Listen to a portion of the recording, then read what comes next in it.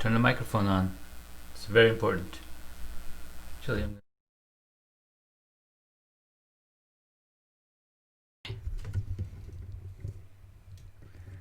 Hey guys, how are you doing? Hope everything is well and you guys are having a blast.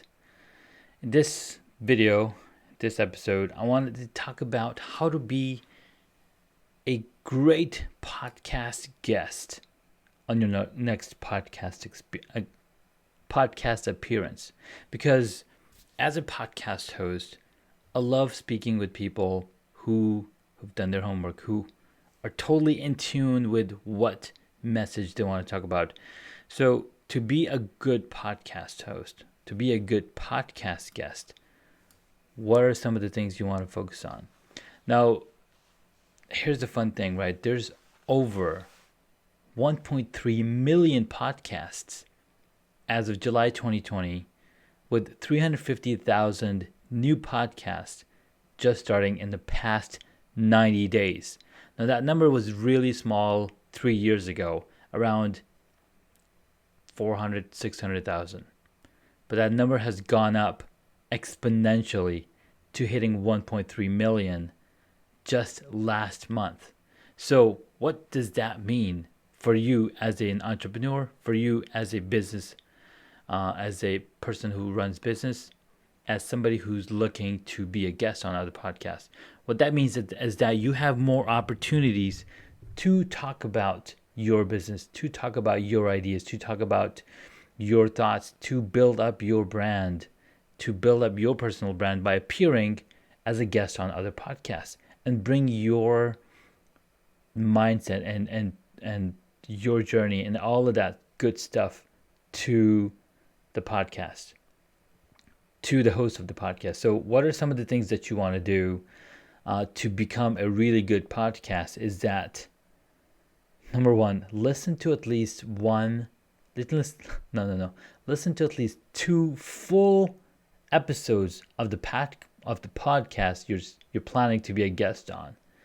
This will enable you to understand how the podcast host runs their podcast, get a feel of the flow of the conversation, the cadence, all of that good stuff. Like, you understand the mechanics of the host and how he likes to run the podcast. You also get to see if there are consistent segments or bits on their podcast or on their episode that they talk about. A lot of shows, for example, Hacks and Hobbies, at the end of the podcast, I have 5 or 6 questions that I ask my guest. Now, these questions are monumental into tying together the idea behind Hacks and Hobbies. We all love hobbies. I've got hundreds of hobbies. I've got projects starting and finishing all around. But what that does, that connects me with other people that love to create projects, that love to create content, that love to work on different projects. Maybe home projects, outdoors, projects with kids, whatever it is, new hobbies. So I like to ask questions like, what is the one hobby that you wish you got into? Right? So I ask these questions toward the end. So if you're better prepared to answer those questions, boom, you're in the good books with how the show is going to go. Also, if you can read the reviews of the podcast that you're going to be guest on, please do, because those reviews will tell you an experience that you might not get from just listening to the podcast. So check out if there's reviews on that podcast. Listen to those, read those reviews. Go to Chartable and look up where the podcast is ranked, so you have a better understanding of who you're talking to. It's similar to interviewing for a company. You're going to find out everything about the company because you're looking to get this job. You're looking to be a good candidate, so you're going to do that research. Also, the next thing you want to do is write down a description of the typical listener and why he or she listens to this podcast. So why do people listen to my podcast? They're either entrepreneurs, they're either starting to be coaches and consultants. They want to hear the story of other entrepreneurs, of other people who've taken their main hustle and made that a side, made their side hustles into main hustles. How did they grow? What different things did they go through? So a lot of the topics that I'm talking about on my podcast is focused on those things, focused on those journey things to figure out what it is that these guests do. So make sure you take a time and listen to that thing, write that down. So now you know, okay, when I go on this show, these are the things I can expect. This is the type of audience that's going to be listening to this episode. What kind of information I'm going to display. Number 3, I forgot to count of number.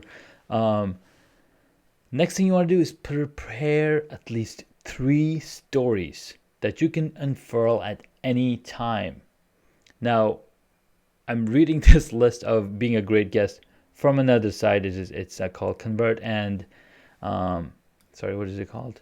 Convince and Convert. It talks about a lot of cool things. The host of this podcast or this website, he's been a guest on 350.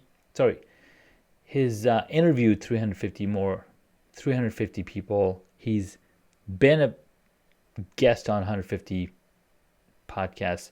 I've been a guest on 10 different podcasts, and I've been in hundreds of, at least 50 Zoom calls where I talk about my stories, I talk about different things, and I've interviewed over 200 guests. So I have some idea of what a great conversation is and what a conversation that the host would not enjoy. So do that work, and then you do the request and do the requested podcast prep. So a lot of the times when a podcast host sends you information, hey, these are the different things that we're going to go over. Please do this prep so you have good audio, good hardware, good everything, and you're set to go. For example, I send a questionnaire. I send a list of things that you can do. You can fix things in Zoom so it doesn't screw up with your audio. You want to test a Zoom link that it works perfectly on your whichever device you're going to be using. You want to make sure you have all those things down. All right, so now that you've done all of these things before the show even started, and then now it's time to do the interview. You're going to be a great podcast guest. So during the show, what do? Have the best possible audio setup. A lot of the times I have people on the phone, and as long as they're talking on the phone and not moving around too much, the audio is clean. If they're using a headset, even better. If they have a microphone, a high-end microphone, even better when you're recording the audio. It comes in clean, and it's easy to edit. It's easy to make it sound really clean. One of the worst things that you can do is get audio that is not clean, that's crackly, and you don't have a good connection. It's gonna cause issue. Number 2, what you want to do is when you're having this conversation, just like we have conversations in real life, we take the name of the person we're talking to. Hey, Junaid, how's it going? It's really nice talking to you. Hey, Omar, what's going on? How are you doing? Hope everything is well.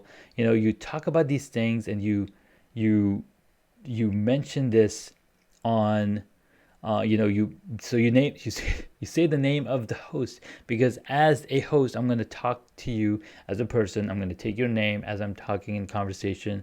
So you want to do the same thing. You take the host's name in some of the answers and keep the conversation warm and keep it conversational. Because this is not a courtroom appearance. You're not being judged on anything at all. You want to make this really live, really conversational, as if you're talking to somebody brand new. You know about that person. What they're fascinated about. All of those things. You have the opportunity to gain that information. Number 2, and this is my toughest problem, keeping my answers concise. Because sometimes you can be super concise. Sometimes you could have tangents all over the place. And I tend to do the tangential thing, but I try to also have the answer as concise as possible. But don't make it too concise, because if you're too concise and too short in your answer, You want to give it a backstory. You want to give it some meat to that concise answer. This is a funny one. Don't ask for a do-over unless. So most podcasts are taped live but not broadcast live. Consequently, it is possible to make edits after the episode has been recorded.